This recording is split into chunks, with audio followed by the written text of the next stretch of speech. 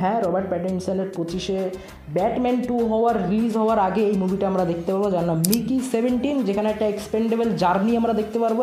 একটা এক্সপেন্ডেবল জার্নির উপর বেস্ট করবে এই স্টোরিটা, যেখানে তার একটা আমরা ক্লিপস দেখেছিলাম বা একটা টিজার ভিডিও দেখেছিলাম এর বিষয়ে, যেখানে তার অনেক ক্লোনস থাকবে, সেখানে তাদেরকে বারবার করে মারার চেষ্টা করা হবে, বা একটাকে মেরে দিলে আর একটা ক্লোন থেকে তাকে আরেকভাবে ক্রিয়েট করা হবে।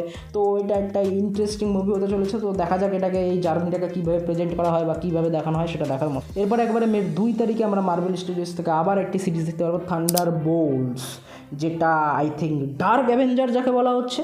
অত টেলারের সাসপেন্স বা অত কিছু তোমাদেরকে না বলে একেবারে ধরে নাও এটা একটা ডার্ক অ্যাভেঞ্জার। এখানে সেই সেমভাবে ডেয়ারডেভিল তো এক লেভেলে রাখে, এখানে সেমভাবে সেই দ্য বয়েস টাইপের ব্রুটালিটি হতে চলেছে, যেখানে আই থিঙ্ক এদেরকে স্টোরি লাইনটা বেস্ট হবে এইভাবে আর কি, যে আমাদের থান্ডারবোল্টস যে টিমটা আই থিঙ্ক হবে 4-5 জনের, তাদেরকে একটা মিথ্যে বলে বা